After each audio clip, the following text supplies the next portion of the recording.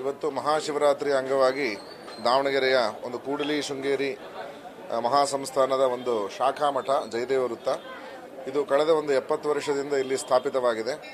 ಪ್ರತಿ ವರ್ಷ ಶಿವರಾತ್ರಿಯಂದು ಪ್ರಾತಃ ಕಾಲ ಬೆಳಗ್ಗೆ ಏನು ಒಂದು ಸಾಮಾನ್ಯ ರುದ್ರಾಭಿಷೇಕವನ್ನು ಮಾಡಿ ನಂತರದಲ್ಲಿ ಅರ್ಚನೆಗಳನ್ನು ಮಾಡಿ ಬಂದಂತಹ ಎಲ್ಲ ಭಕ್ತರುಗಳಿಗೆ ಪ್ರಸಾದ ವಿನಿಯೋಗವಿರುತ್ತದೆ.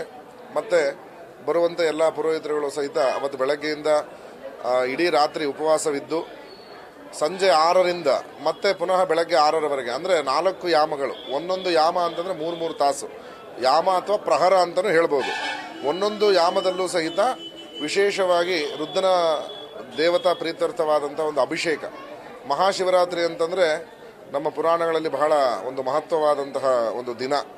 ಯಾಕೆ ಅಂತಂದರೆ ಒಂದು 2-3 ಆಯಾಮಗಳಲ್ಲಿ ಶಿವರಾತ್ರಿಯ ವಿಚಾರವನ್ನು ನಾವು ಹೇಳುವುದಾದರೆ ಅವತ್ತು ವಿಶೇಷವಾಗಿ ಈ ಜಗತ್ತಿಗೆ ಏನು ಆ ಸಮುದ್ರ ಮಥನವಾದಂತಹ ಸಂದರ್ಭ ಏನು ಹಾಲಾಹಲ ಉಂಟಾಗ್ತದೆ ಅಂತ ಹಾಲಾಹಲ ವಿಷಯವನ್ನು ಯಾವ ದೇವತೆಗಳಿಂದ ಸಹಿತ ಅದನ್ನು ನಿಗ್ರಹ ಮಾಡಲಿಕ್ಕೆ ಆಗೋದಿಲ್ಲ. ಅಂತಹ ಸಂದರ್ಭದಲ್ಲಿ ಈಶ್ವರ ಅದನ್ನು ತನ್ನ ಕಂಠದಲ್ಲಿ ಧಾರಣೆ ಮಾಡಿದ್ದಾನೆ. ಅದಕ್ಕೆ ರುದ್ರ ಮಂತ್ರದಲ್ಲಿ ಬರುತ್ತೆ, ನೀಲಗ್ರೀವ ಶಿತಿಕಂಠ ಶರ್ವ ಅಧಃ ಕ್ಷಮಾಚರಾಹ ಅಂತೇಳಿ. ಅಂದರೆ ಆ ಏನು ನೀಲಗ್ರೀವ ಯಾಕಾದ ಅಂತಂದರೆ ಈ ಜಗತ್ತನ್ನು ಉಳಿಸ್ಲಿಕ್ಕೆ ಆ ವಿಷವನ್ನು ತನ್ನ ಕಂಠದಲ್ಲಿ ಧರಿಸಿದ್ದಕ್ಕೋಸ್ಕರವಾಗಿ ಅವನು ನೀಲಗ್ರೀವ ಆಯಿತು.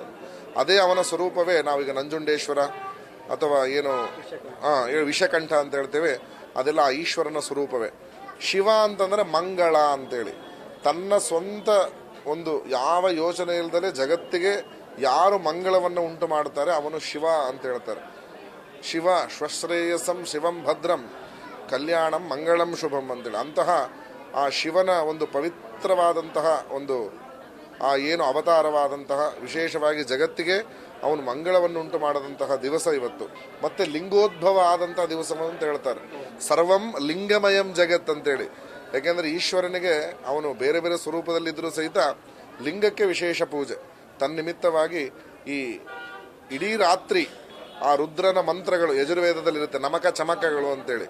ಆ ಮಂತ್ರದಿಂದಲೇ ನಮಗೆ ಪಂಚಾಕ್ಷರಿ ಓಂ ನಮಃ ಶಿವಾಯ ಎನ್ನುವಂತಹ ಆ ಮಂತ್ರ ಸಿಕ್ಕಿದೆ. ಹಾಗಾಗಿ ಆ ವೇದ ಮಂತ್ರಗಳಿಂದ, ಸ್ತೋತ್ರಗಳಿಂದ, ಸಹಸ್ರನಾಮಗಳಿಂದ, ತ್ರಿಶತಿ ಅರ್ಚನೆಗಳಿಂದ 4 ಯಾಮಗಳಲ್ಲಿ ಪ್ರತ್ಯೇಕವಾಗಿ ಒಂದು ಜಗತ್ತಿನ ಕಲ್ಯಾಣಕ್ಕೆ ಭಕ್ತರೋದ್ಧಾರವನ್ನು ಸಂಕಲ್ಪ ಮಾಡಿ ಪೂಜೆಯನ್ನು ಮಾಡಿ ನಾಳೆ ಪುನಃ ಪಾರಣಿ ಅಂತ ಹೇಳ್ತೇವೆ. ಅಂದರೆ ಇವತ್ತೆಲ್ಲ ಉಪವಾಸ ಇದ್ದು ಮಾರನೇ ದಿವಸ ಪರಮಾತ್ಮನಿಗೆ ಮತ್ತೊಂದು ಅಭಿಷೇಕ ಪೂಜೆ, ಆ ಮಾಡಿದಂತಹ ಜಪಗಳ ಎಲ್ಲ ಸಾಂಗತ ಸಿದ್ಧರಿತವಾಗಿ ಒಂದು ಹೋಮವನ್ನು ಮಾಡಿ ಬಂದಂತಹ ಭಕ್ತರುಗಳಿಗೆಲ್ಲ ಒಂದು ಭೋಜನ ವ್ಯವಸ್ಥೆ. ಇದು ನಮ್ಮ ಮಠದಲ್ಲಿ ಬಂದಂತಹ ಒಂದು ಶಿವರಾತ್ರಿ ಆಚರಣೆ.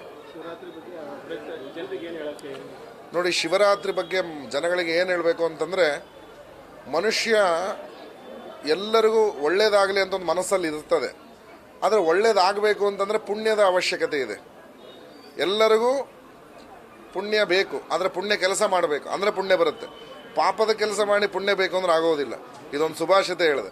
ಹಾಗಾಗಿ ನಮಗೆ ಬರುವಂತಹ ಯಾವುದೇ ಮಾನಸಿಕವಾದಂತಹ ದೈಹಿಕವಾದಂತಹ ರೋಗಗಳಿದ್ದರೆ ಅದೆಲ್ಲ ಪಾಪಕರ್ಮದ ಫಲ ಅಂತೇಳಿ. ಹಾಗಾಗಿ ಸುಲಭವಾಗಿ ಪಾಪಗಳನ್ನು ಪರಿಹಾರ ಮಾಡಿಕೊಂಡು ಪುಣ್ಯ ಸಂಪಾದನೆ ಮಾಡುವಂಥ ಒಂದು ಏಕೈಕ ಮಾರ್ಗ ಇವತ್ತು ಶಿವರಾತ್ರಿಯ ದಿವಸ.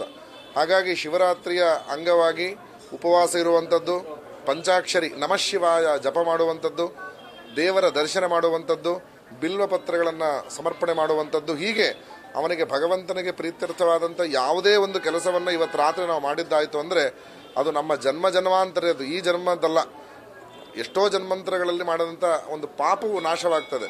ಭಸ್ಮಧಾರಣೆ, ಭಸ್ಮಕ್ಕೂ ಬಹಳ ವಿಶೇಷವಿದೆ. ಯಾಕೆಂದರೆ ಶಿವ ಯಾವಾಗಲೂ ಭಸ್ಮದಿಂದ ಯಾವಾಗಲೂ ಶರೀರಕ್ಕೆ ಬೆಳ್ಕೊಂಡಿರ್ತಾನೆ.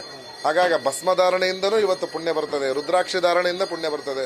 ಹಾಗಾಗಿ ಶಿವನನ್ನು ಆರಾಧನೆ ಮಾಡಲಿಕ್ಕೆ ಬಹಳ ಮಾರ್ಗಗಳಿದ್ದಾವೆ.